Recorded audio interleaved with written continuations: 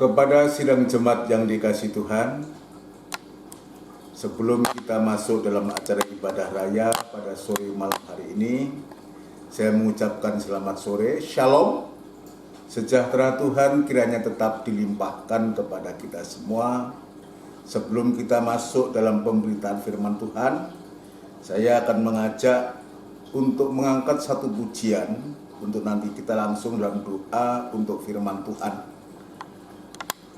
Dalam buku Psalm nomor 165, ku bertekun dalam iman. Ku mencoba mendapatkan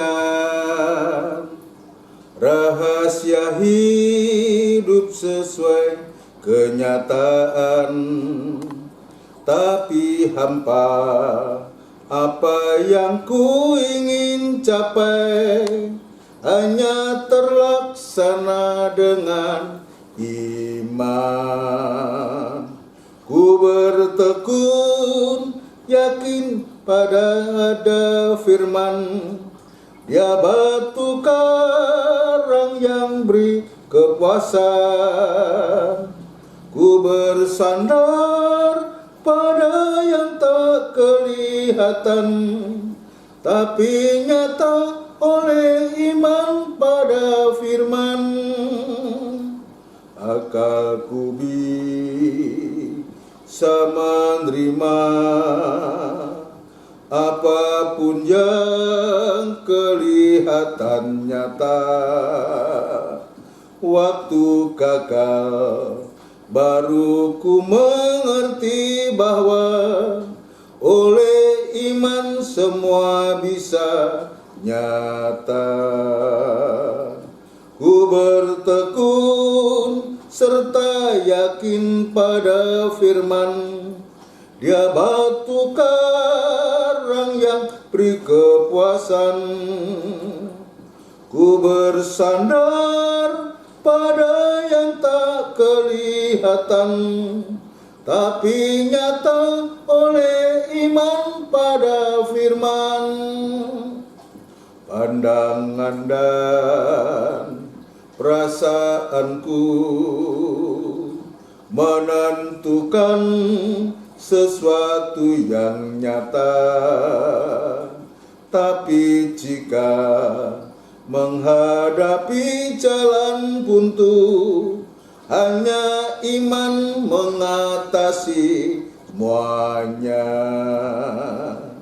Ku bertekun serta yakin pada firman, Dia batu karang yang beri kepuasan.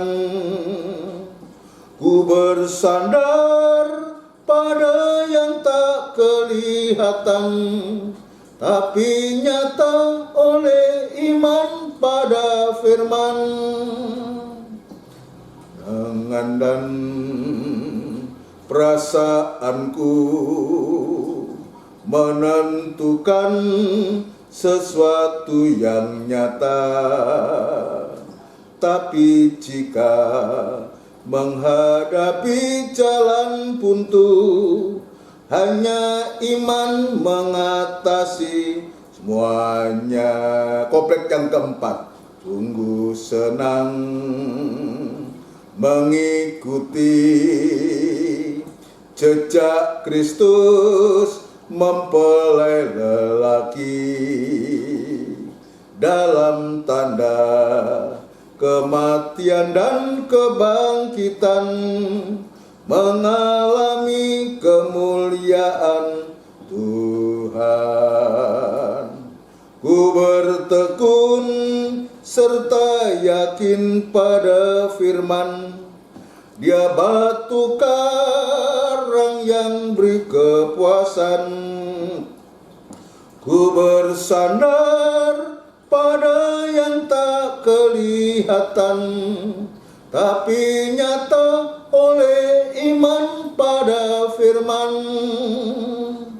Ku bertekun serta yakin pada firman, Dia batu karang yang beri kepuasan. Ku bersandar pada yang tak kelihatan, tapi nyata oleh iman pada firman.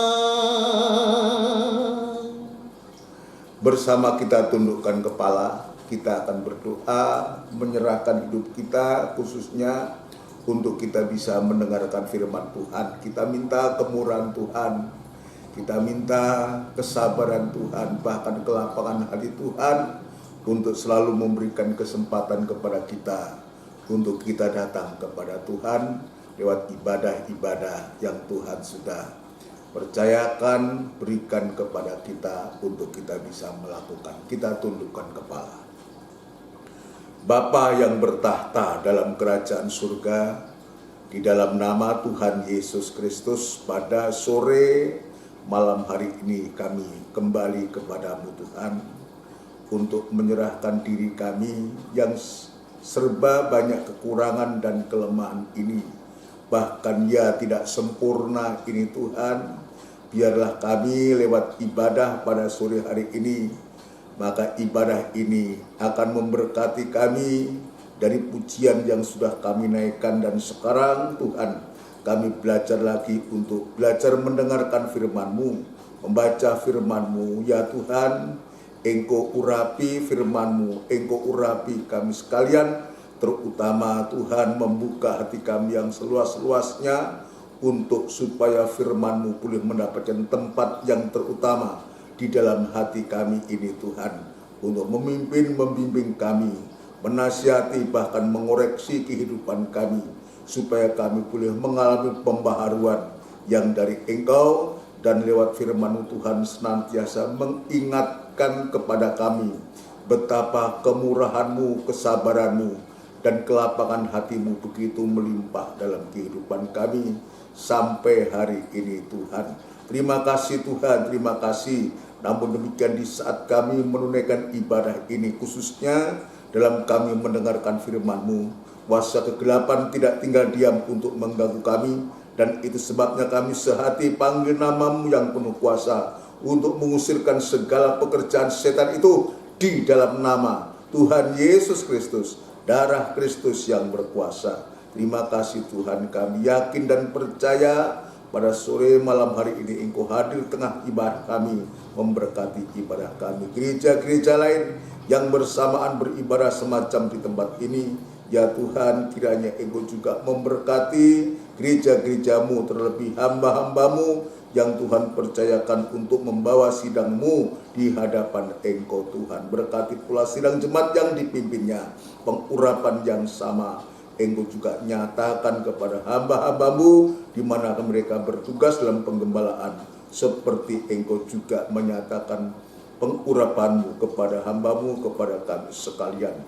Terima kasih, hamba tetap berserah diri kepadamu, biar kemurahan dan belas kasihan-Mu saja tetap nyata dalam kami, sehingga kami mampu menyampaikan firman-Mu dengan benar dan murni Tuhan, sehingga firman Tuhan yang boleh kami terima, yang boleh kami rasakan ini menjadi jawaban dalam setiap masalah persoalan kami di hari-hari yang sulit ini Tuhan. Terima kasih Tuhan, dudukkan kami semua dengan baik untuk merindukan selalu seperti Maryam yang selalu merindukan perkataan-Mu. Terima kasih Tuhan, terima kasih. Kami sambut firman Tuhan di dalam nama Tuhan Yesus Kristus.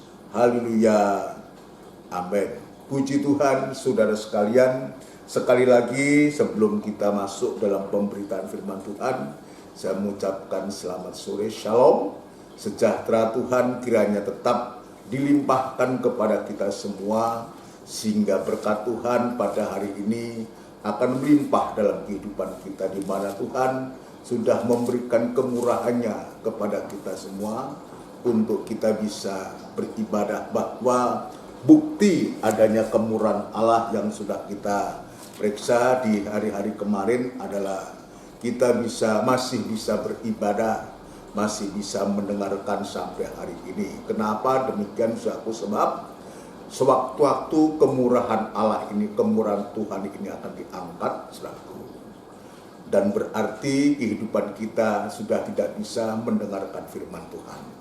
Dan itu sebabnya di masa-masa firman Allah itu berkelimpahan dalam kehidupan kita, kita masih ada kesempatan untuk bisa beribadah, untuk bisa mendengarkan firman Tuhan. Biar kita gunakan dengan baik. Dalam cerita-cerita dalam perjanjian lama, saudaraku, tentang Yusuf, bagaimana ya Mesir itu harus menghadapi suatu kelaparan, saudaraku. Sampai pun di negeri Kanaan, saudara sekalian, kelaparan ini memang fisiknya adalah memang kelaparan oleh karena tidak adanya makanan, saudaraku.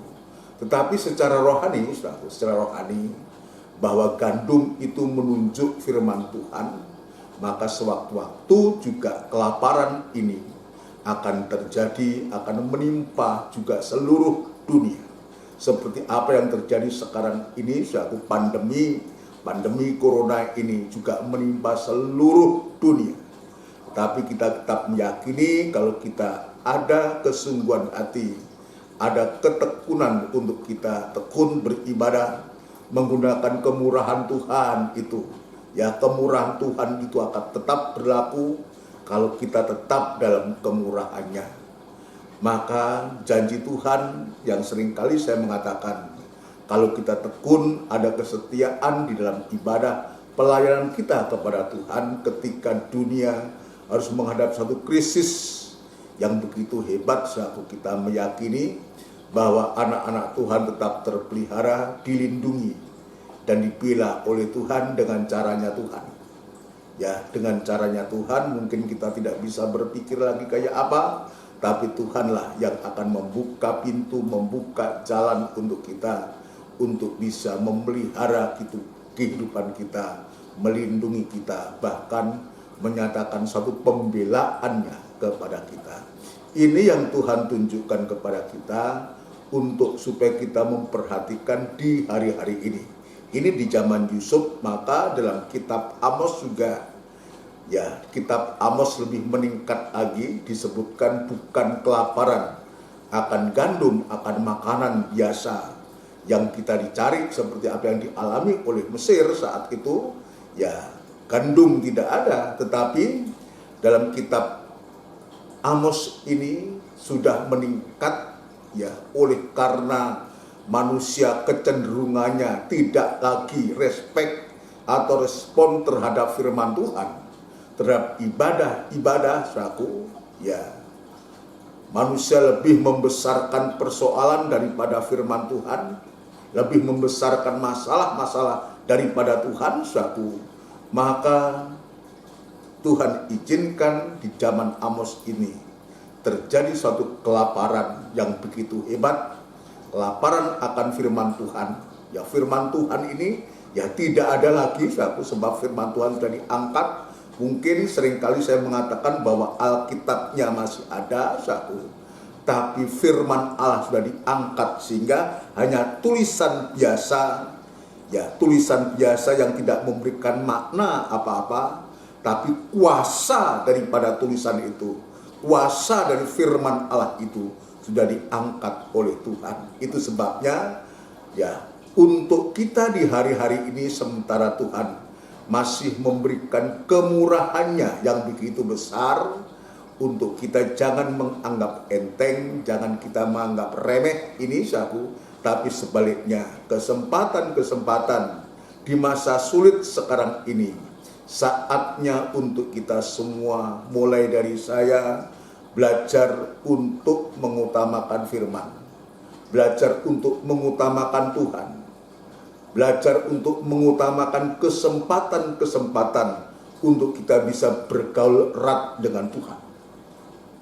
Ya, bergaul erat itu bisa di saat kita membaca firman Tuhan. Ketika kita membaca firman Tuhan, saku, maka kita bisa mengerti isi hatinya Allah.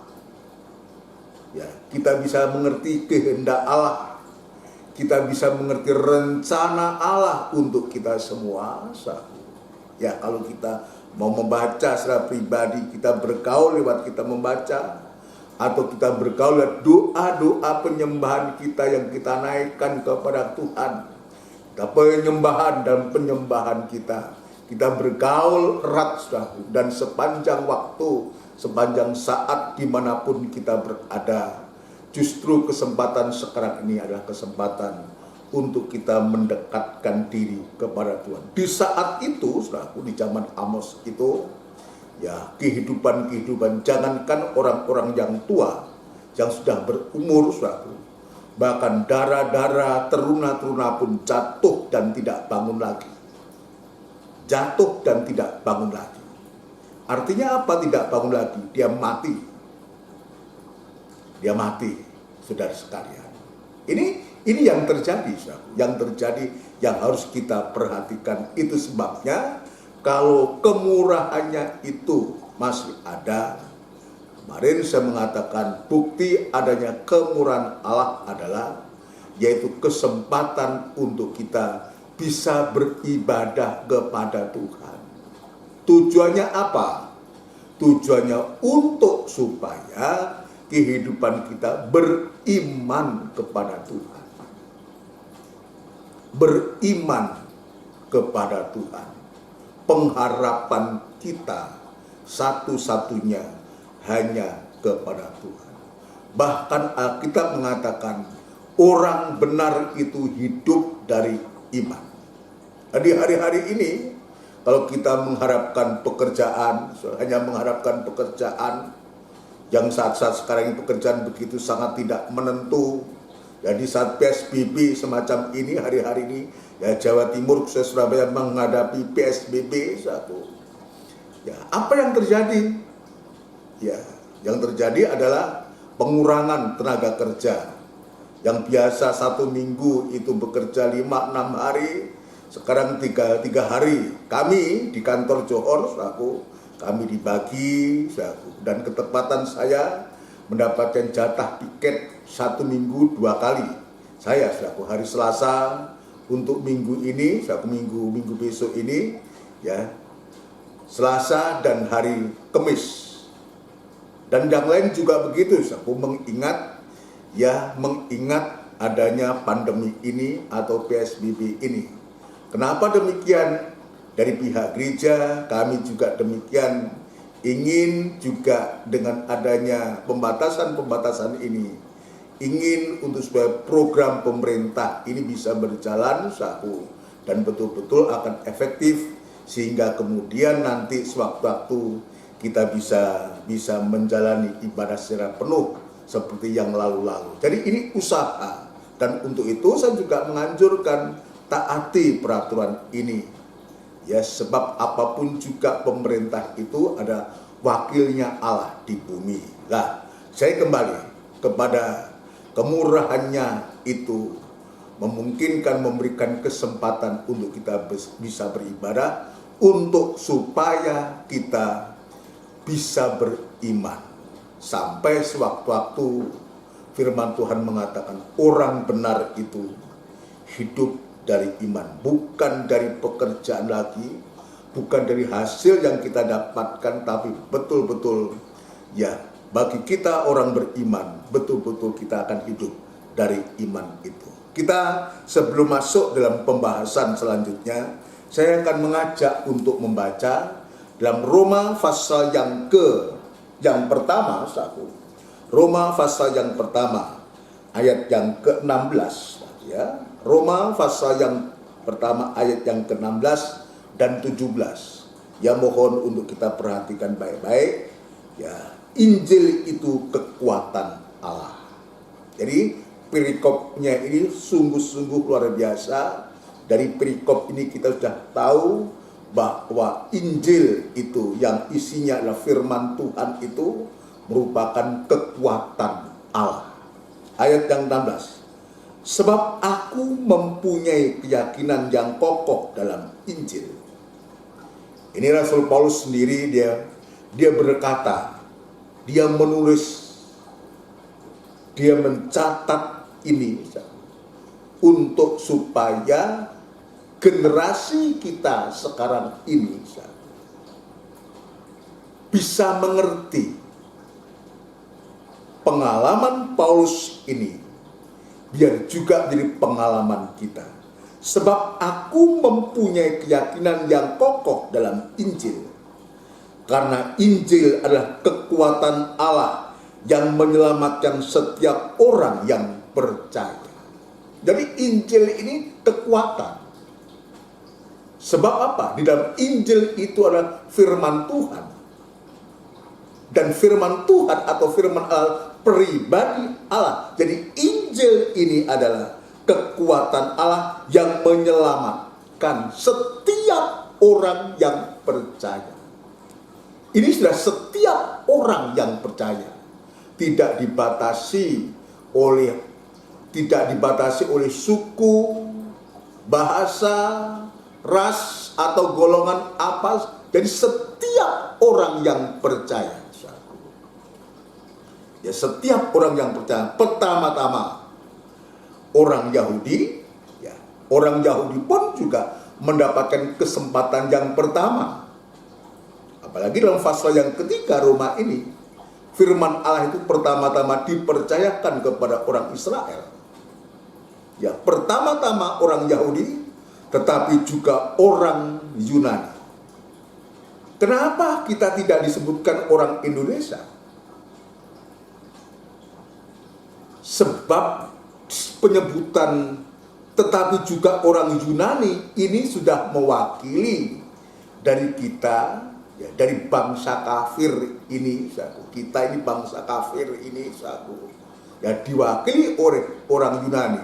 Pertama-tama orang Yahudi yang mendapatkan kesempatan pertama, juga orang Yunani adalah bangsa kafir, itu kita semua. Jadi kita sudah terwakili di sana. Kita nggak usah bertanya kenapa kok nggak disebutkan kita orang Indonesia, baik orang Surabaya dan semua, tidak usah. Cukup dengan kalimat orang Yunani itu sudah mewakili kita dari bangsa kafir. Ayat 17, sebab di dalamnya nyata kebenaran Allah. Jadi fakta, nyata, terbukti. Ya, di dalam Injil yang adalah firman Allah ini ada kekuatan Allah. Dan Paulus mengatakan dengan tegas, sebab di dalamnya nyata kebenaran Allah. Jadi ini bukan rekayasa, bukan kehendaknya dari Rasul Paulus sebagai penulis buku ini. Tidak, dia juga merasakan kebenaran Allah itu. Iya, dia mendapatkan firman Tuhan juga dari Allah sendiri. Dia mencatat, dia menulis. Ya, yang bertolak atau yang mulai, atau bertolak itu mulai, yang bertolak dari iman dan memimpin kepada iman, bertolak dari iman, mulai dari kita beriman dan memimpin kepada iman, seperti ada tertulis, orang benar akan hidup oleh iman. Jadi pada akhirnya nanti sewaktu-waktu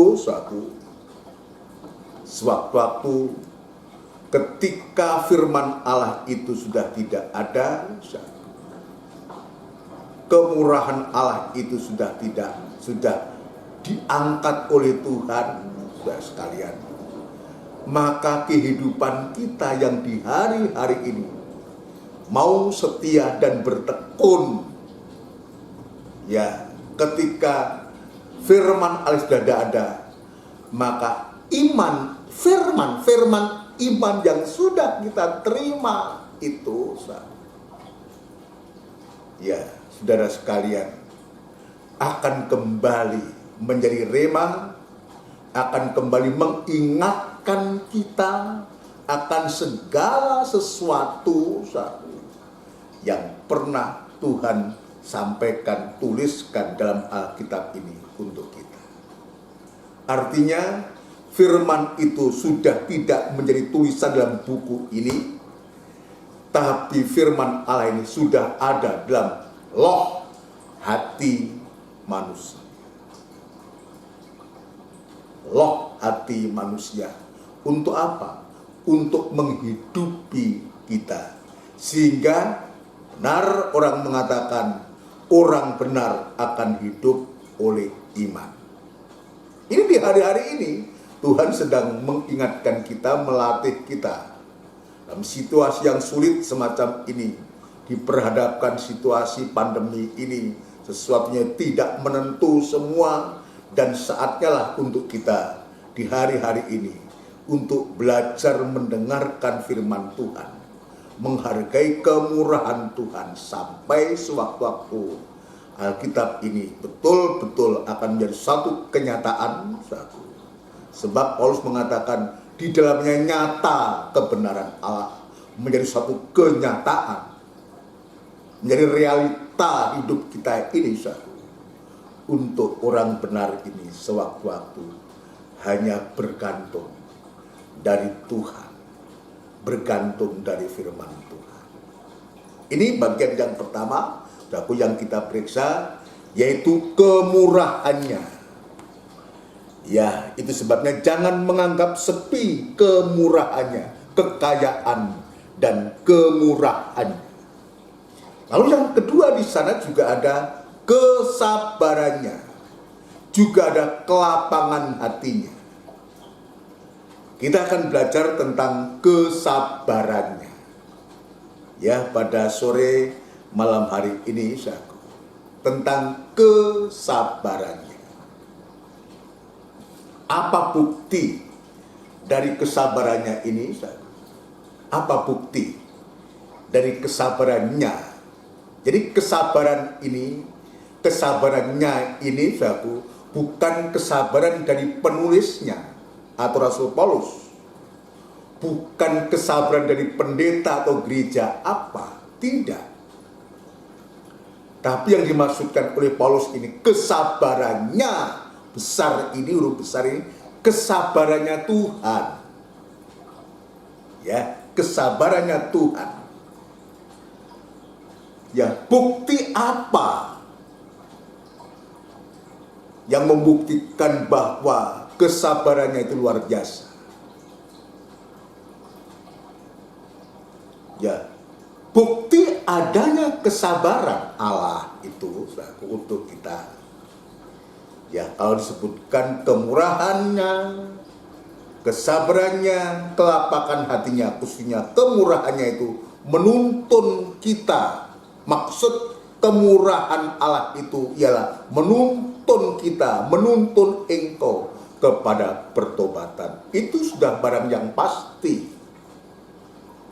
Ya, tujuannya untuk supaya kita tinggalkan kejahatan dan kita kembali kepada Tuhan. Sekarang, ya, bukti adanya kesabaran Allah ialah bagi kita. Ini yang kedua.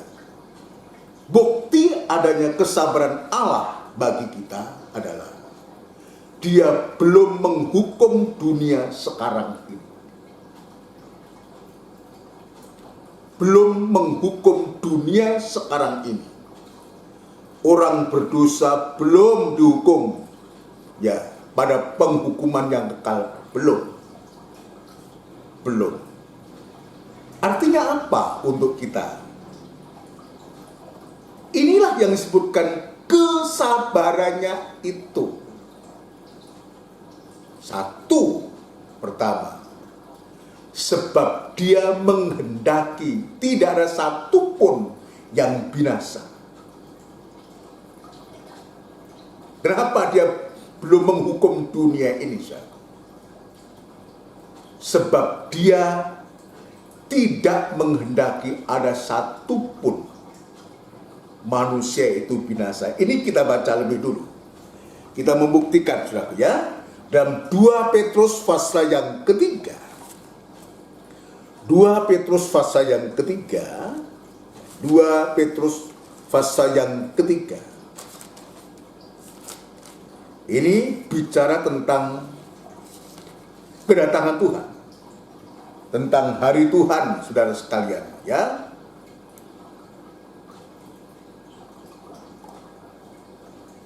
Jadi di hari-hari ini jangan kita mengatakan mana katanya Tuhan itu datang. Ya, Tuhan itu bujuk, Tuhan itu nggak datang, ya, tidak menepati janjinya.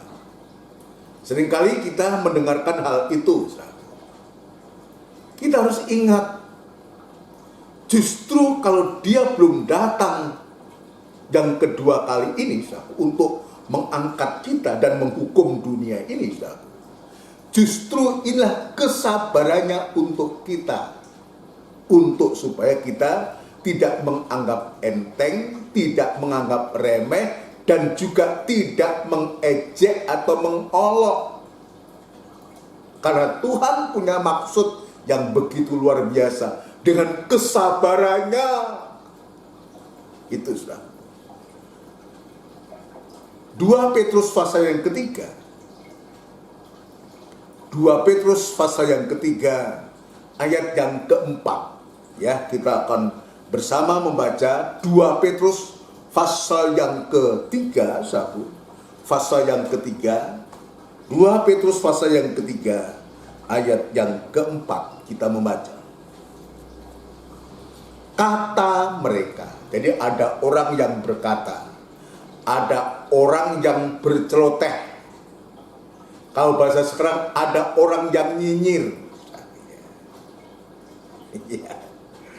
Kata mereka, jadi ini orang-orang yang berkata, di manakah janji tentang kedatangannya itu? Ini yang yang dibahas tentang kedatangannya itu. Ya. Sebab sejak bapa-bapa leluhur kita meninggal, segala sesuatu tetap seperti semula pada waktu dunia diciptakan. Jadi mereka ini orang yang sedang nyinyir ini, saudara. Dia tahu tentang kedatangan Tuhan. Dia tahu tentang kedatangan Tuhan, tapi dia tidak percaya bahwa Tuhan itu segera datang. Dia tidak mengerti rencana Allah. Kenapa Tuhan tidak datang, belum datang sampai hari ini, belum menghukum dunia ini sekarang ini, saudara. Ya, puji Tuhan. Jadi ini yang harus kita pahami. Kita loncat aja ayat yang ke-9. Ayat yang ke-9. Ya, kalau mereka yang nyinyir ini menanyakan tentang kedatangannya itu, yang dianggap lambat, berlambatan, tidak menepati janji, maka Rasul Petrus ayat 2, ya, Rasul Petrus ini menegaskan ayat yang ke-9. Dia katakan Tuhan tidak lalai menepati janjinya. Ya, bukan seperti kita lalai. Ya, seperti saya, sewaktu kacamata dipakai, dicari kemana-mana. Lalai, lupa, sudah mulai, ya, STW, sudah mulai tua. Ya, pelupa atau pikun. Tuhan tidak demikian. Tuhan bukan seperti kita. Kalau kita sudah, ya, mulai berumur, saudaraku, ya, kalau gitu anak kita atau saudara kita mulai pikun, ya, bagi kita yang digitukan juga nggak enak. Patuh, udah pikun nih, saya ini udah tua ini. Kalau pikun berarti identik dengan tua, saudaraku. Sekalipun ya tidak semua seperti itu. Tapi identiknya pikun itu ya sudah berumur. Maaf kata kalau saya mengatakan ini. Saya mengalami hal itu. Tadi saya ceritakan tadi, lupa. Tapi Tuhan tidak demikian. Rasul Petrus mencatat, Tuhan tidak lalai menepati janjinya. Nya juga besar. Iya, kalau orang nyinyir kok nggak datang-datang, sejak zaman nenek-nenek moyang kita, leluhur kita, ya begitu-begitu saja, hati-hati. Sebab tidak seorang pun tahu kapan dia datang. Ayat mengatakan entah menjelang malam, entah malam hari, ya, dini hari, atau fajar menyingsing. Yang seharusnya, yang terpenting yang kita lakukan ini, untuk menanti kedatangannya ini, yang terpenting kita mempersiapkan diri, bukan nyinyir, ya, bukan mengejek,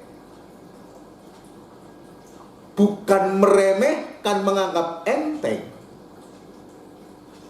Tapi yang pasti bahwa Tuhan tidak lalai menepati janjinya, sekalipun ada orang yang menganggapnya sebagai kelalaian. Tadi ayat yang keempat, ada orang, mereka, atau ada orang yang nyinyir, yang berceloteh, yang berkata, lambat gak datang-datang, sejak dulu ya beritanya itu aja. Ya memang betul, beritanya memang seperti itu. Tetapi kita harus tahu, tidak seorang pun yang bisa tahu akan kapan kedatangan Tuhan. Itu sebabnya Tuhan mengajarkan untuk kita selalu berjaga-jaga. Manakala Tuhan itu datang, dan kita sudah siap untuk menyambut kedatangannya yang kedua kali. Akhir dari kitab Ayub mengatakan, aku datang segera. Dan Rasul Yohanes yang mengatakan, amin, datanglah Tuhan Yesus. Ini suatu respon. Sewaktu-waktu kita juga punya respon, merespon berita itu. Bukan nyinyir, bukan berceloteh, atau menghinakan, menganggap enteng tentang berita tentang kedatangan Tuhan, bukan. Kita berjaga ketika Tuhan mengatakan, aku segera datang. Maka Rasul Yohanes ini mewakili kehidupan kita, seharusnya bisa mengatakan amin, datanglah Tuhan Yesus. Artinya kita sudah dalam keadaan siap sedia, kita sudah berjaga-jaga. Kapan? Ketika kemurahannya itu, ketika kesabarannya itu, sampai kelapangan hatinya itu, untuk membawa kita pada ketekunan terhadap firman Tuhan, kembali kepada Tuhan. Saya lanjutkan, ya, atau saya ulangi. Tuhan tidak lalai menepati janjinya, sekalipun ada orang yang menganggapnya sebagai kelalaian. Tetapi ia sabar terhadap kamu. Ini bukan penulis. Ia ini bukan ia penulis atau Rasul Petrus, tidak. Ia ini adalah huruf besar. Petrus hanya mencatat ia sabar terhadap kamu. Kesabarannya itu yang begitu melimpah kepada kita. Kesabarannya. Nanti saya akan membuktikan. Dan dari kesabaran kita mau belajar itu, kita akan melihat nanti, saudara sekalian. Ya, ia sabar terhadap kamu karena ia menghendaki supaya jangan ada yang binasa, melainkan supaya semua orang berbalik dan bertobat. Ini kenapa dia sabar terhadap kita? Besar kesabarannya itu. Ya, karena dalam dia ada satu rencana yang besar. Ada rencana yang besar untuk umat manusia, khususnya untuk menunggu umat pilihannya itu kembali kepada Tuhan. Umat pilihannya itu juga mendapatkan kemurahan seperti kemurahan yang sudah kita terima. Loh, kenapa kemurahan kepada orang Israel, orang Yahudi? Dia kan umat pilihan Allah. Iya, memang dia umat pilihan Allah. Tapi dia tegar tengkuk dan dia menolak. menolak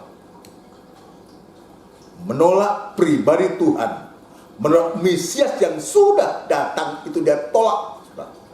Bukan hanya dia tolak, dia salibkan. Maka Tuhan berkemurahan kepada kita untuk kita masuk di dalam iman, untuk membuat cemburu bangsa Israel ini untuk kembali kepada Tuhan, untuk supaya dia mendapatkan kemurahan seperti kemurahan yang sudah kita terima. Itu sebabnya kenapa dia sabar. Dia sabar terhadap kamu, terhadap kita, untuk memberikan kesempatan. Tadi Roma pasal yang pertama itu, pertama-tama kepada orang Yahudi, juga kepada orang Yunani. Coba kita akan lihat kembali. Kita membaca Roma pasal yang ke-11. Ya, saya diingatkan kembali satu apa yang kita sudah baca kemarin-kemarin itu, Tuhan ingatkan. Ya. Roma pasal yang ke-11.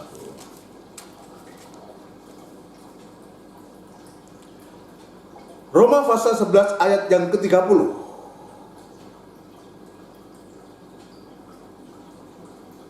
Sebab sama seperti kamu dahulu tidak taat kepada Allah, tetapi sekarang beroleh kemurahan oleh ketidaktaatan mereka. Siapa oleh ketidaktaatan mereka itu siapa?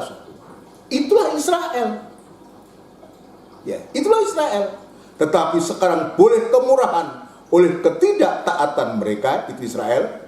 Demikian juga mereka sekarang tidak taat, supaya oleh kemurahan yang telah kamu peroleh, dia tidak taat sekarang. Tapi lewat kemurahan yang telah kamu peroleh, mereka juga akan beroleh kemurahan. Nah, puji Tuhan. Mereka juga akan beroleh kemurahan. Ini luar biasa yang Tuhan tunjukkan kepada kita ini. Itu sebabnya biar kita menanggapi kesabarannya ini, kesabaran Tuhan ini, untuk memberikan kesempatan, baik terutama kepada orang Yahudi, orang Israel, kembali kepada Tuhan lewat kehidupan kita yang sudah mendapatkan kemurahan, membuat cemburu mereka, sehingga mereka ini, orang Israel ini, juga mendapatkan kemurahan. Yang kedua adalah yang juga tidak kalah pentingnya, dengan kesabarannya ini juga Tuhan masih ingin untuk supaya banyak jiwa-jiwa dimenangkan. Untuk apa? Untuk supaya dia tidak binasa, melainkan dia kembali berbalik. Dia katakan karena ia menghendaki supaya jangan ada yang binasa, melainkan supaya semua orang berbalik dan bertobat. Jadi sebetulnya Tuhan itu dengan kesabarannya itu membuka kesempatan kepada siapapun juga mendapatkan kesempatan, mendapatkan kemurahan, memberikan kesempatan untuk bisa kembali kepada Tuhan, bertobat. Kalau sudah genap hitungannya, apa yang Tuhan rencanakan, Tuhan kehendaki, maka dia akan mengatakan, aku datang segera. Jawaban kita bersama, amin. Datanglah Tuhan Yesus. Nah, itu sebabnya, itu sebabnya kepada kita, ya, dengan kesabarannya, ini kita boleh manfaatkan kesabaran Allah itu untuk supaya kita bisa mempersiapkan diri yang dikaitkan dengan kedatangan Tuhan yang kedua kali. Tadi saya mengatakan dalam Roma pasal yang kedua, Roma pasal yang kedua tadi ya disebutkan kemurahannya, kesabarannya. Ya, ini juga demikian. Kesabarannya ini bukan kesabaran dari penulis, yaitu Rasul Paulus dalam Roma pasal 2, bukan. Kesabarannya besar ini, Paulus hanya mencatat, dia menuliskan kesabaran Tuhan, kesabaran Allah itu yang begitu hebat dan limpah itu, ya, yang masih memberikan kesempatan untuk kita juga bisa beribadah. Tadi saya mengatakan, kenapa? Ya, Tuhan itu, Allah itu belum menghukum dunia sekarang ini. Jadi dijawab dalam 2 Petrus ayat 3. Sebab dia menghendaki tidak ada satupun yang binasa. Yang kedua adalah, kenapa Allah itu belum menghukum dunia sekarang ini?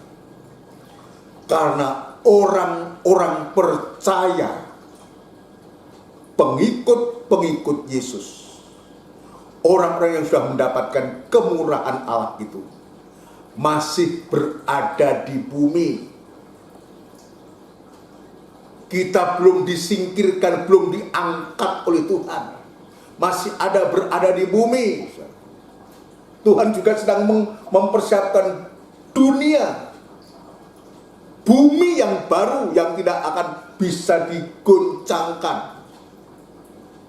Dia sedang menyiapkan itu. Jadi Tuhan itu belum menghukum bumi sekarang ini. Satu, tadi saya mengatakan memberikan kesempatan untuk orang lain tidak binasa.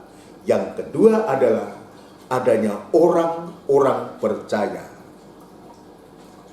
yang sampai saat ini masih ada di bumi, yang juga sedang dipersiapkan oleh Tuhan sampai sewaktu-waktu pengangkatan atau penyingkiran itu terjadi. Ketika kita disingkirkan, ketika kita dialihkan ke dunia yang baru, yaitu Yerusalem yang baru. Sebab langit yang lama, bumi yang lama, laut yang lama itu binasa, tidak ada, dihancurkan sabu. Maka kita sudah berada. Dan orang-orang percaya di saat itu, saat penghukuman dunia ini terjadi, kita sudah tidak ada di bumi lagi. Kita sudah berada di bumi yang baru dan langit yang baru.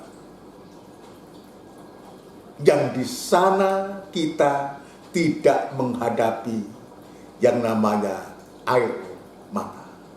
Wahyu pasal yang ke-21. Ya, Wahyu pasal 21. Ya, Wahyu pasal 21. Ya, biar kita simak ini, untuk kita tahu ya kenapa dunia ini belum dihukum. Karena adanya orang percaya. Yang pertama tadi saya sebutkan, kesempatan untuk orang bertobat. Yang kedua adanya orang yang percaya. Dan Tuhan sedang mempersiapkan ini. Ya, mempersiapkan ini. Dan Tuhan perlihatkan ini kepada Rasul Yohanes saat di Pulau Patmos. Pasal 21 ayat yang pertama. Langit yang baru dan bumi yang baru. Ini yang Tuhan perlihatkan kepada Rasul Yohanes untuk memberikan pengharapan kepada orang-orang yang percaya, orang-orang yang beriman, orang-orang yang mengerti tentang kesabarannya. Lalu aku melihat langit yang baru dan bumi yang baru, sebab langit yang pertama dan bumi yang pertama telah berlalu dan laut pun tidak ada lagi. Langit, bumi yang kita pijak, langit yang kita bisa lihat banyak bintang yang indah, laut saudaraku yang kita juga bisa lihat berirama gelombangnya begitu indah saudaraku, sudah berlalu, tidak ada. Ini bumi, langit dan laut yang lama sudah berlalu. Ayat 2, dan aku melihat kota yang kudus, Yerusalem yang baru turun dari surga, dari Allah, yang berhias bagikan pengantin perempuan yang berdandan untuk suaminya. Lalu aku mendengar suara yang nyaring dari tahta itu berkata, lihatlah, kemah Allah ada di tengah-tengah manusia, dan ia akan diam bersama-sama dengan mereka. Ini indah, ini luar biasa. Allah akan tinggal. Tinggal di mana? Tinggal dalam manusia yang percaya, yang beriman, yang dibenarkan, yang hidup dari iman, yang taat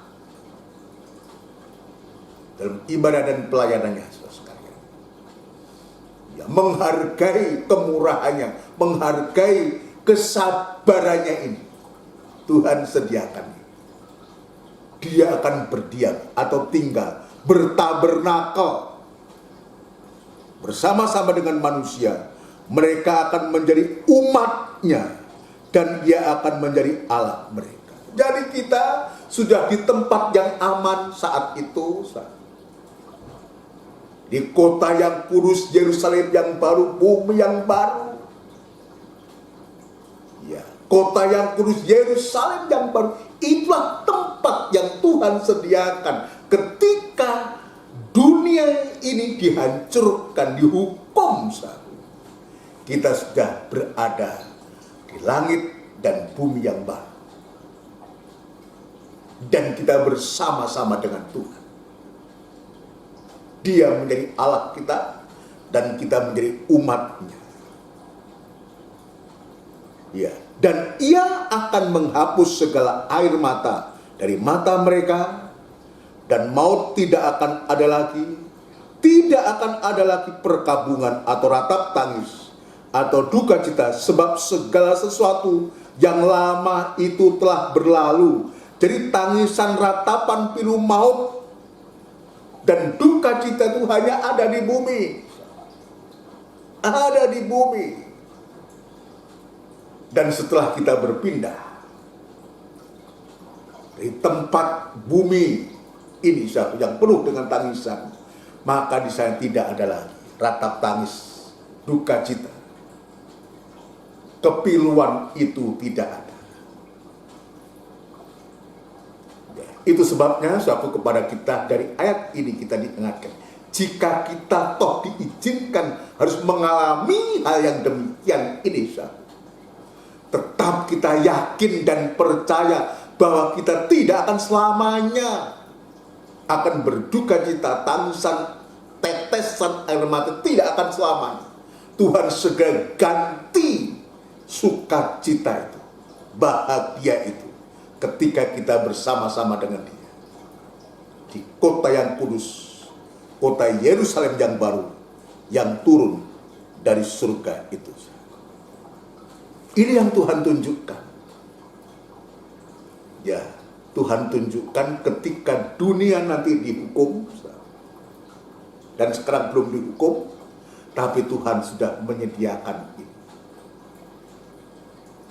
Tempat yang begitu indah, yang tidak ada keluhan, tidak ada ketakutan, tidak ada kegelisahan. Yang ada di sana ada damai dan sukacita bersama Tuhan. Sebab kita menjadi umatnya, dan Dia menjadi Allah kita. Dia berdiam. Kalau ayat mengatakan yang lain, atau biasa saya sebutkan, kita sudah, ya ayat mengatakan, di mana aku berada, Tuhan katakan, di situ pun kamu berada. Artinya di saat itu kita tidak terpisahkan lagi. Sementara dunia ini hancur lebur dan penghukuman Allah. bersama dengan setan, nabi palsu dan antikris, dan semua antek-anteknya. Ini yang Tuhan tunjukkan. Itu sebabnya di hari-hari ini, biar kita kembali diingatkan tentang kemurahannya, kesabarannya. Jangan kita mengejek, menganggap enteng tentang kesabarannya itu. Tadi disebutkan jelas, dia tidak menghendaki ada satupun orang binasa. Artinya kesabarannya itu begitu luas untuk memberikan kesempatan untuk kita bisa bertobat kepada Tuhan, kembali kepada Tuhan. Kesabarannya. Tadi saya mengatakan, ya ini bukan kesabaran dari penulis. Tapi penulis ini hanya mencatat tentang kesabarannya dia. Jadi sabar itu, saudara sekalian, ya, sabar itu, jadi kesabarannya atau sabar itu sesungguhnya adalah karakter atau karakter pribadi Allah itu sendiri. Jadi sabar itu, kalau sabarnya dia itu, itulah karakternya Allah itu. Ya, ayat mengatakan Allah itu kasih. Betul ya? Ya, dalam 1 Yohanes pasal yang keempat itu disebutkan Allah itu kasih. Allah sama dengan kasih. Atau kasih Allah. Kasih itu sabar. Ya. Kasih itu sabar. Ya. Jadi Tuhan itu punya karakter yang sabar. Ia sabar terhadap kamu. Itu benar. Kesabarannya begitu besar. Roma pasal 2 ayat yang keempat tadi. Ya, kesabarannya, ia sabar terhadap kamu. Dialah pribadi Allah sendiri. Sabar itu adalah pribadi Allah sendiri. Kalau sekarang buat kita, kalau kehidupan kita ini mengalami kasihnya Allah, atau merasakan kasihnya Allah, saudara sekalian, seharusnya kita juga mempunyai karakter Allah, yaitu sabar. Ini koreksi buatku. Saya mengatakan ini bukan karena saya sudah sabar. Saya ini suka marah, pemarah, gampang tersinggung, gampang sakit hati. Itulah saya. Mungkin saudara sekalian juga mengalami hal itu. Kalau kita selalu mengatakan, aduh ini kasihnya Tuhan, kita merasakan kasihnya Tuhan, tapi pemarah. Ya, suka marah-marah. Tanpa sebab marah. Gak ada masalah apa-apa, marah. Kalau nggak marah, nggak afdol. Jadinya pemarah itu adalah kehidupan yang punya karakter suka marah-marah. Lah, ini harus kita koreksi. Kalau kita mengatakan kita mengasihi Allah, yang sesuai kasih adalah Allah. Allah punya karakter kasih, tapi kita marah-marah, suka marah. Seperti yang saya ceritakan tadi, itulah saya. Biar kita kembali kepada Tuhan. Belajar kepada Tuhan. Belajarlah kepadaku sebab aku lemah lembut dan rendah hati, untuk supaya jiwa mendapatkan ketenangan. Belajar kepada Tuhan, lembut, rendah hati, supaya kita menjadi tenang. Tenang itu dalam arti sabar. Kita bisa mendapatkan kesabaran. Kadang, aduh, aku mau belajarlah seperti pendeta A. Ya, sebagus apapun pendeta. Sewaktu nanti kalau kita mendapati atau ketemu dia sedang marah atau marah-marah, kita bisa menjadi kecewa. Pak Musa atau Nabi Musa atau Musa, Alkitab menyebutkan bahwa dia adalah orang yang lembut hati yang pernah dilahirkan oleh seorang wanita, seorang perempuan. Lembut hati. Kata lembut hati ini terkandung ada kesabaran, tapi kesabaran dari Musa ternyata juga ada batasnya. Itu sebabnya tidak ada ayat mengatakan belajarlah kepada Musa, kepada aku Musa. Tidak ada ayat mengatakan itu. Cuma disebutkan Musa ini orang lembut hati. Tapi tidak ada kalimat yang mengatakan belajarlah kepada Musa. Yang lembut hati, yang rendah hati, yang sabar. Tidak. Tapi ada ayat mengatakan belajarlah kepadaku sebab aku lemah, lembut dan rendah hati untuk supaya kamu mendapatkan jiwa yang tenang. Itu Tuhan Yesus. Dan kesabaran dari Tuhan Yesus itu kita bisa membuktikan dari ayat-ayat firman Tuhan ini. Dan sewaktu Musa, sekalipun dalam kitab Bilangan menyebutkan semacam itu, orang yang lembut hati, tapi ketika dia diperhadapkan bangsa Israel yang banyak nyinyir, banyak ngomong, banyak mencela, memfitnah, bahkan menuduh yang tidak-tidak, Musa pun tidak mampu dan tidak tahan menghadapi situasi yang demikian. Ketika dia tidak ada air, bangsa itu tidak mendapatkan air, saudaraku, marah bangsa ini kepada Musa. Marah kepada Musa. Mengatai Musa yang tidak-tidak, saudaraku. Dan kembali Musa hanya seperti Musanya manusia juga seperti kita. Punya keterbatasan sebagai manusia. Dan juga rasa jengkel juga ada. Kita semua pernah jengkel, marah juga. Kita ini. Dan ketika dia menghadap Tuhan, membawa persoalan itu kepada Tuhan Allah. Dan Tuhan perintahkan kepada Musa untuk mengatakan kepada gunung batu itu untuk nanti bisa mengeluarkan air. Tapi karena marahnya Musa, jengkelnya Musa atas, ulah dari bangsa Israel ini, Musa lupa atau bagaimana, atau sudah saking nggak tahan, tidak mampu menghadapi bangsa yang tidak taat, yang tegar tengkuk ini, dia tidak mengatakan kepada batu gunung ini. Dia tidak mengatakan kepada batu gunung ini. Tapi justru dia mengambil tongkatnya, memukul batu gunung ini sampai 2 kali.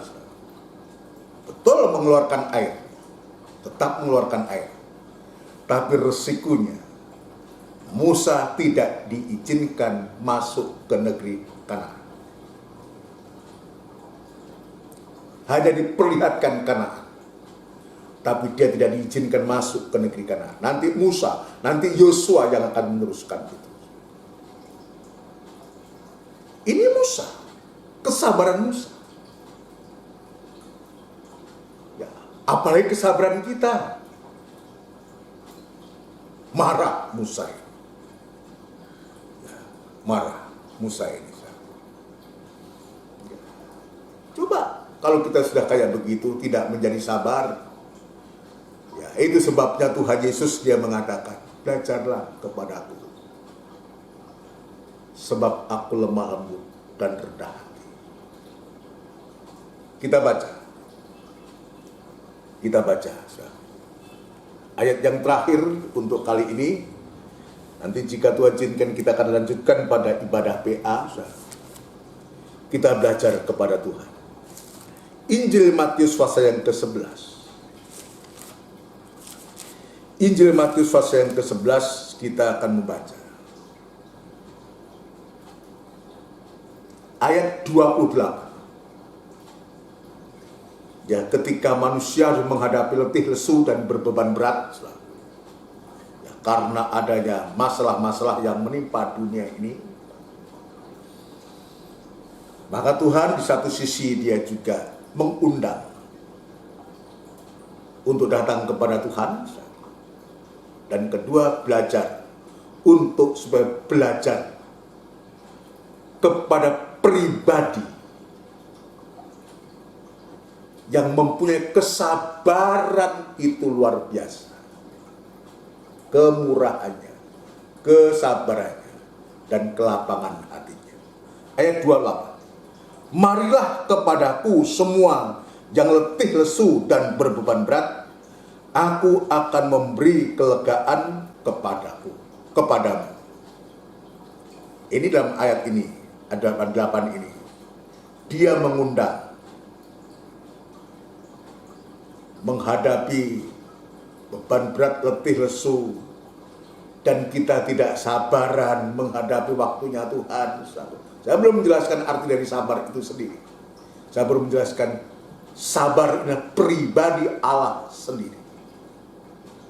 Kasih itu sabar. Sekarang adalah marilah kepadaku semua yang letih, lesu, dan berbeban berat, aku akan memberi kelegaan kepadamu. Ini undangan Tuhan.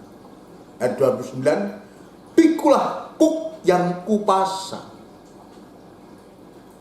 Ya, pikulah kuk yang kupasang. Kuk ini sebetulnya memasang Tuhan. Tuhan sedang mempercayakan kuk ini. Tapi seringkali kita tidak mengerti. Aduh Tuhan, itu terlalu berat Tuhan, apa yang kau kasih gini macam-macam. Padahal Tuhan mengatakan Allah setia.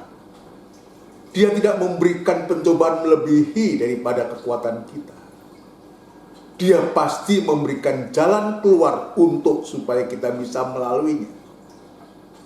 Kuk ini Tuhan yang taruh. Pikulah kuk yang kupasang. Sebetulnya kita diizinkan Tuhan. Ini kita sama dengan kita dipercaya oleh Tuhan. Tapi seringkali yang kita lakukan, ya kita mengomel, kita tidak bisa menjadi sabar, dan cenderung kita marah-marah. Karena apa yang juga sesungguhnya Tuhan izinkan kepada kita itu, pikulah kuk yang kupasang, dan belajarlah kepadaku. Perhatikan. Bukan belajar kepada Musa, bukan belajar kepada Paulus, bukan belajar kepada Petrus, bukan belajar kepada Rasul Yohanes, tapi Tuhan Yesus mengatakan, belajarlah kepadaku, ku besar ini, karena aku lemah lembut dan rendah hati, dan jiwamu akan mendapat ketenangan. Kalau kita datang kepada Tuhan pada sore malam hari ini, dengan beban yang berat, dengan kepercayaan Tuhan yang Tuhan percayakan, kita belajar akan kesabarannya. Saudara sekalian, maka betul-betul kita akan mendapatkan jiwa, dan jiwamu akan mendapat ketenangan. Jiwamu akan mendapatkan ketenangan. Jiwa, hati itu menjadi tenang. Menjadi tenang. Menjadi kehidupan yang sabar. Menjadi kehidupan yang sabar. Ya, sabar ini ya secara umum ya tahan menghadapi cobaan, tidak lekas marah. Ya, tidak lekas putus asa, tidak lekas patah hati, tabah, tenang, tidak tergesa-gesa, dan tidak terburu nafsu. Ini pengertian secara umum dari sabar itu. Ayo sekarang waktunya, saatnya, ketika Tuhan menawarkan kesabarannya, biar kita belajar kepada Dia. Dia lemah lembut dan rendah hati yang akan membuat jiwa, hati kita bisa tenang atau bisa sadar, dan kita mampu untuk menghadapi setiap masalah dan persoalan yang sedang kita hadapi di hari-hari ini. Ya, biar kiranya firman Tuhan pada sore malam hari ini yang menjadi berkat dan sudah memberkati kita, ya, dan nama Tuhan dipermuliakan. Mari kita akan melakukan pujian Engkaulah Allah yang kupuja dalam buku Psalm 164. Buku Psalm 164, Engkaulah Allah yang kupuja. Engkau Allah ku yang kupuja, Engkau Allah ku yang kutinggikan,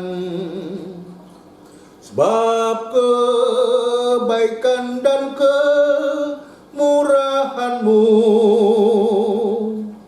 kekal sampai selamanya. Engkau Allah ku yang kupuja, Engkau Allah ku yang kutinggikan, sebab kebaikan dan kemurahan-Mu kekal sampai selamanya. Engkau Allah ku yang kupuja, Engkau Allah ku yang kutinggikan, sebab kebaikan dan kemurahan-Mu kekal sampai selamanya. Saudara sekalian, dan lewat pujian ini sungguh-sungguh kita berfokus kepada Dia. Dialah yang memberikan kehidupan kepada kita, dan terbukti kemurahannya, kesabarannya. Dan sekarang lewat pujian ini biar kita puja Dia, kita agungkan Dia, kita sembah Dia.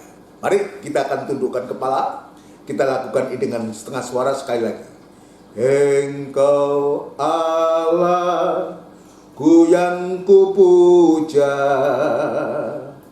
Engkau Allah ku yang kutinggikan, sebab kebaikan dan kemurahan-Mu kekal sampai selamanya. Tundukkan kepala. Benar Tuhan, kebaikan dan kemurahan-Mu itu begitu luar biasa kepada kepada kami. Bahkan kesabaran-Mu, kelapangan hati-Mu Tuhan kepada kami sampai hari ini. Dan sekarang kami mengerti Tuhan, bahwa sesungguhnya kesabaran-Mu itu terbukti. Engkau masih belum menghukum dunia ini, karena Engkau menghendaki untuk supaya semua orang bertobat dan tidak binasa di hadapan Engkau. Itu sebabnya Tuhan, Kami bersyukur berterima kasih atas kesempatan yang Tuhan masih berikan kepada kami untuk kami bisa beribadah melayani Engkau Tuhan dengan keadaan kami yang sangat-sangat sederhana ini. Tapi hamba-Mu bersama sidang jemaat-Mu selalu ingin merindukan Engkau Tuhan, ingin dekat kepada Engkau. Sampai sewaktu-waktu kami tidak lagi harus menghadapi duka cita, air mata, tangisan seperti yang terjadi di dunia ini. Sebab Engkau Tuhan sudah menolong mempersiapkan kami dengan kesabaran-Mu untuk menyediakan tempat kepada kami yang di sana tidak ada air mata, tidak ada duka cita, tidak ada perkabungan. Itulah di kota Yerusalem yang baru, kota yang turun dari surga daripada Allah untuk kehidupan kami menjadi umat-Mu, dan sungguh Engkau menjadi Allah kami Tuhan. Terima kasih Tuhan, terima kasih untuk firman Tuhan sore malam hari ini sudah memberkati kami semua, dan sungguh biar kami juga menjadi berkat bagi orang lain. Terima kasih Bapa. Kami berdoa untuk seluruh sidang jemaat-Mu. Engkau sudah memberkati kami Tuhan. Biarlah Tuhan apa yang sedang dihadapi, dialami oleh jemaat-Mu. Firman Tuhan memberikan jawaban yang pasti kepada kami dan tetap memberikan kami tekun, berharap, bersabar untuk menanti kedatangan-Mu yang kedua kali. Sebab Engkau punya rencana yang indah kepada kami Tuhan. Memberkati seluruh sidang jemaat-Mu, nikah, rumah tangga, usaha, pekerjaan, terutama ibadah dan pelayanannya Tuhan. Tetap memberikan kesehatan, kekuatan yang dari Tuhan sendiri. Jauhkan dari COVID-19 ini Tuhan, bagi saudara kami yang sempat terpapar Tuhan, biar Tuhan juga jamah, Engkau lindungi, tetap Engkau bela, supaya rekan-rekan kami, teman-teman kami kembali beribadah secara leluasa dan berkegiatan Tuhan. Terima kasih Bapa, terima kasih bagi sidang jemaat-Mu yang hari-hari ini masih dalam masalah dan persoalan, dalam soal pekerjaan, mencari pekerjaan, merintis pekerjaan Tuhan. Engkau juga lawat, Engkau juga memberkati, memberikan jalan keluarnya. Engkau sudah menunjukkan firman-Mu Tuhan.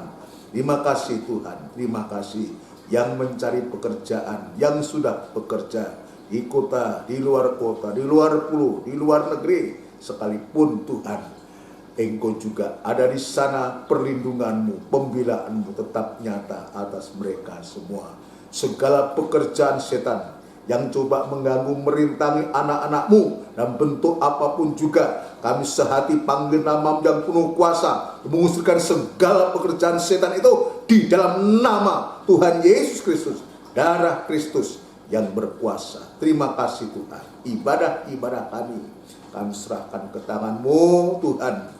Biarlah Engkau memberikan kesabaran kepada kami sambil menunggu saatnya Engkau kembalikan kami bisa beribadah, bertatap muka di gereja. Itu sebabnya Tuhan tolong tetap memberikan ketekunan kepada kami. Pakai hamba-Mu, pakai imam-imam-Mu, pakai pelayan-Mu, pakai seluruh sidang jemaat-Mu untuk tetap setia iring Engkau sampai Engkau datang yang kedua kali. Demikian pula Tuhan, kami juga berdoa untuk bangsa dan negara kami, Republik Indonesia yang sama-sama kami cintai ini Tuhan. Engkau menolong bangsa kami, pemimpin kami, Bapak Presiden, Wakil Presiden, jajaran menteri yang ada, pejabat tinggi negara di pusat sampai pun di daerah-daerah. Tuhan memberikan hikmat marifat yang dari surga, kemampuan yang dari surga untuk mampu memimpin bangsa ini, bahwa rakyat ini, rakyat Indonesia ini Tuhan, terutama bisa beribadah, bisa berbakti kepadamu Tuhan. Terima kasih upaya untuk memvaksin semua rakyat Indonesia, biar Tuhan juga menolong kami semua, memberikan hati kami, hati yang hanya kepada Engkau Tuhan. Terima kasih Tuhan, terima kasih, hati yang penuh dengan rasa ucapan syukur oleh karena kebaikan-kebaikan. Terima kasih Tuhan, terima kasih. Sebentar kami akan berpisah, mungkin ada yang masih berkegiatan, beristirahat malam Tuhan dimanapun saat ini berada. Biar Tuhan juga menolong, memberkati kami, dan kami serahkan kembali kehidupan kami, tubuh, jiwa, dan roh kami ke tangan-Mu, dan senantiasa Tuhan menolong kami semua. Terima kasih Tuhan, terima kasih saudaraku yang kekasih. Biarlah rahmat anugerah cinta yang besar yang datangnya dari Allah Bapa, Sang Putra, dan Roh Kudus yang sepenuhnya di dalam nama Tuhan Yesus Kristus. Haleluya. Amin. Selamat malam, Tuhan memberkati kita semua. Mohon perhatiannya ya sejenak sekalian untuk jadwal ibadah kita. Ya, besok hari Rabu ada ibadah PA disertai dengan perjamuan suci, saudaraku, jam 5:30 sore tepat. Dilanjutkan pada hari Kamis, itu merupakan ibadah doa yang mestinya ada disertai dengan penyembahan, saudaraku, karena situasi sudah bisa menyembah di rumah masing-masing, dan biarlah pemberitaan firman Allah itu akan mendorong kita untuk kita bisa menyembah kepada Tuhan. Inilah ibadah-ibadah yang Tuhan percayakan ini dengan cara yang sederhana ini, saudara sekalian. Tapi kalau kita mensyukuri, maka Tuhan juga hadir dan Tuhan memberkati ibadah kita semua, dan kita tetap tekun menjalani ibadah-ibadah ini. Tetap jaga kesehatan, kita tetap berkomunikasi satu dengan yang lain, dan kiranya kasih Kristus tetap menolong kita semua. Terima kasih, Tuhan memberkati kita semua. Amin. Puji Tuhan.